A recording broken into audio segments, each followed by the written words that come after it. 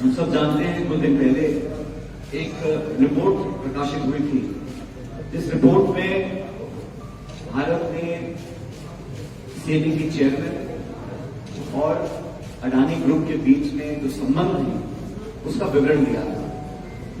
रिपोर्टें बहुत आती हैं, बहुत सी चर्चाएं हमेशा हम सुनते देखते रहते हैं, लेकिन ये तथ्यात्मक रिपोर्ट पर जो कार्रवाई होनी चाहिए थी उसमें विलंब हुआ है। सरकार ने किसी भी तथ्य को मानने से मना किया है। हमारी पार्टी ने, हम सब ने, तमाम विपक्ष ने, इंडिया अलायंस ने ये मांग रखी थी कि जो आरोप लगे हैं बड़े गंभीर हैं। ये आरोप इस प्रकार से है कि जिस व्यक्ति को, जिस संस्था को जांच पड़ताल करनी है, जो हमारी कैपिटल मार्केट्स में रेगुलेटरी बॉडी है, जिसके पास, जिसको सुप्रीम कोर्ट ने कहा, सुप्रीम कोर्ट ने संज्ञान लेकर कहा कि जांच करिए, जिस संस्था को, जिस व्यक्ति को जांच के लिए बिठाया गया, वही अगर संदिग्ध है तो जांच की गुणवत्ता क्या होगी? ये मिला जुला खेल जो है ये प्रकाश में आ रहा है। देश और दुनिया में इस पर चर्चा हो रही है और सेबी के जो चेयरमैन है, उनके जो पति हैं, वो दोनों व्यवसाय उनके साथ करते हैं जिनकी जांच करने के लिए सर्वोच्च न्यायालय को निर्देशित किया। जब बात सामने आई तो सभी पक्षों ने कहा कि हमारा कोई लेना देना नहीं।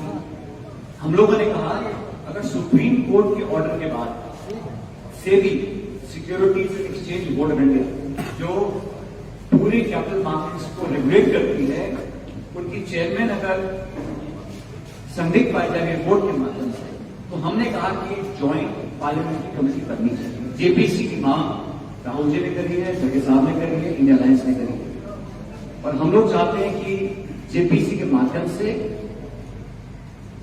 तथ्य तक पहुंचा जाए, क्योंकि बड़े गंभीर और दूरगामी परिणाम आएंगे इस जांच के माध्यम से। और हमें तभी कहते हैं, आज भारतीय जनता पार्टी और एनडीए की सरकार, भाजपा बहुमत में जेपीसी का गठन होगा तो सबसे ज्यादा सदस्य भाजपा के होंगे, चेयरमैन भाजपा का होगा जेपीसी का।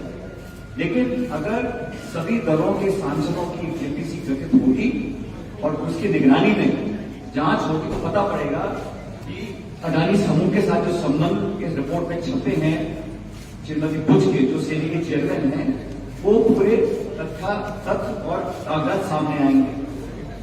और हमने कहा कि नैतिकता के आधार पर जब तक तथ्यात्मक रिपोर्ट सामने नहीं आती जेपीसी की, तब तक सेबी की चेयरमैन को अपना इस्तीफा देना चाहिए। आप साथ में कल्पना कीजिए, हजारों करोड़ रुपए का घोटाला हो रहा है और ये कोई एआईसीसी या पीसीसी या कांग्रेस पार्टी ने नहीं कहा, सुप्रीम कोर्ट ने कहा कि तथ्यों के आधार पर इसकी जांच होनी चाहिए। जांच कौन करेगा? सुप्रीम कोर्ट है। जांच करने की कार्यक्षेत्र सेबी का है। सेबी की चेयरमैन पर गंभीर आरोप लग रहे हैं और ये आरोप ऐसे हैं कि इसको कोई छुटा नहीं सकता।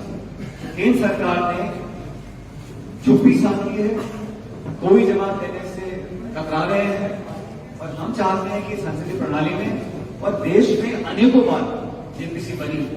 मुझे याद एक बार कोई कोको कोला का मामला आया था, कोल्ड ड्रिंक है, उसके ऊपर जेपीसी बनी थी।